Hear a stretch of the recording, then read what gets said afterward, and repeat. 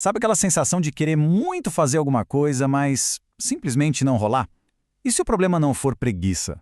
E se, na verdade, a gente estiver lutando contra monstrinhos invisíveis que moram na nossa cabeça? Pois é. Hoje, a gente vai fazer uma viagem para dentro da mente e descobrir por que adiar as coisas é uma história bem mais complexa e, olha, fascinante do que a gente imagina. Então, vamos lá. O nosso roteiro de hoje é tipo um guia de campo. A gente vai começar entendendo quem são esses monstros da procrastinação. Depois vamos conhecer um por um, o monstro do algum dia, os perfeccionistas, os que pensam demais, o da falsa ocupação e, claro, no final, como é que a gente faz para domar essas feras. Beleza, vamos começar com a ideia principal. Pensa comigo. E se a procrastinação não for uma coisa só? E se for tipo uma gangue de monstrinhos diferentes, cada um morando num cantinho da nossa alma? Cada um com seus medos, seus truques, e todos com o mesmo objetivo: deixar a gente paralisado. Acho que todo mundo já sentiu isso, né? Aquela coisa de ter uma tarefa na frente, querer começar, mas parece que tem uma parede invisível. A gente simplesmente não vai. É aí, nesse exato lugar, nesse vácuo, que esses monstros fazem a festa. Olha só que interessante. A raiz de tudo está aqui.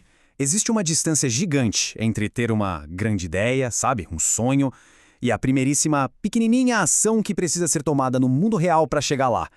É como se tivesse uma ponte quebrada entre o sonho e a realidade. E adivinha quem adora morar no meio dessa ponte quebrada? Certo? Então vamos conhecer o nosso primeiro espécime.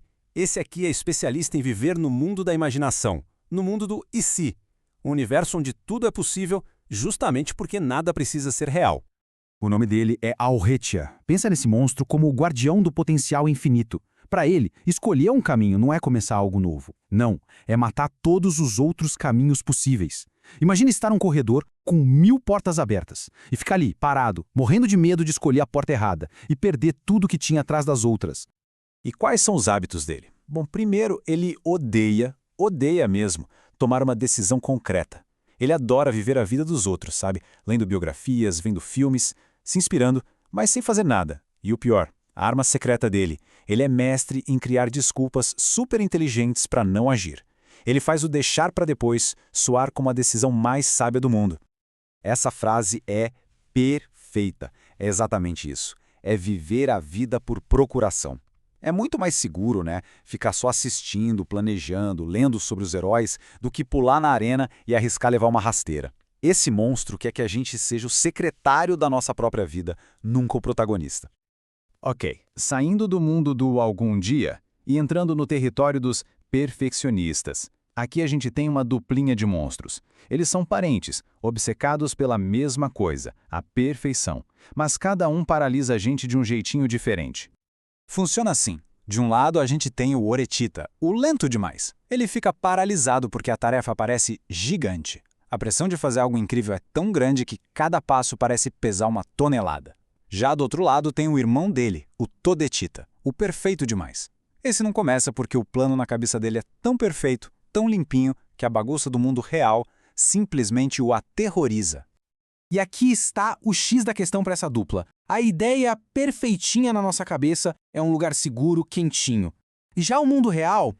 O mundo real é arriscado, a gente pode errar. Então, o que acontece? A gente prefere ficar seguro na teoria perfeita do que se arriscar numa ação que pode dar errado. Tudo bem, já vimos os que sonham demais e os que querem tudo perfeito.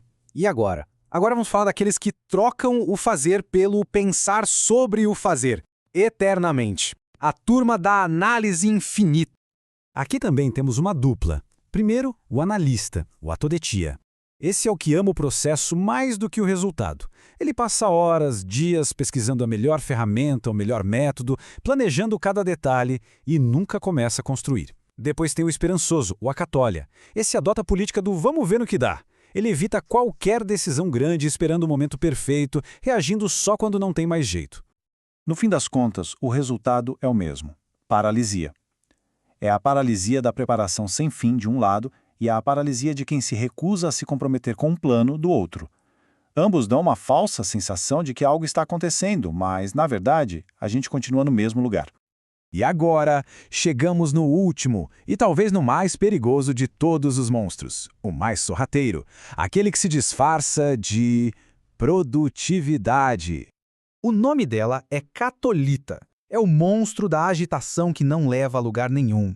Sabe aquele dia que você responde todos os e-mails, organiza a mesa, arruma as pastas no computador, se sente super ocupado e produtivo? Pois é, tudo isso para fugir daquela uma tarefa, a mais importante, que dá medo só de pensar. Exatamente isso que a gente vê aqui.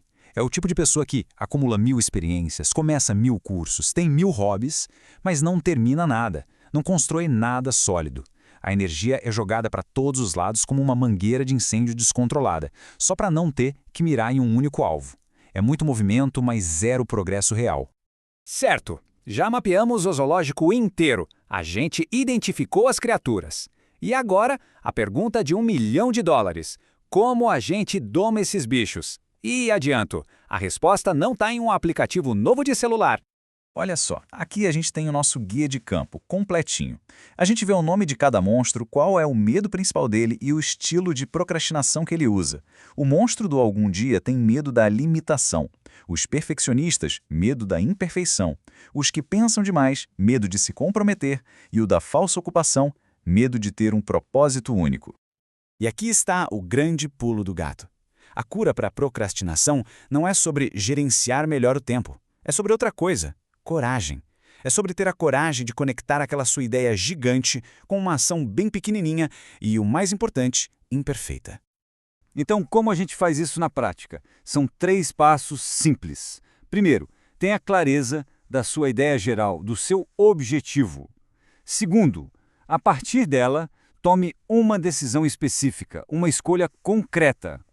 E terceiro, execute uma coisinha individual no mundo real, uma tarefa minúscula. É essa ponte de 3 passos que derrota os monstros. E para fechar, fica a pergunta. Depois de conhecer todo esse zoológico, qual desses monstros você reconheceu aí dentro? Qual deles soou familiar demais? Porque no final das contas, dar um nome para o nosso monstro é o primeiro e talvez o mais poderoso passo para a gente finalmente sair do lugar.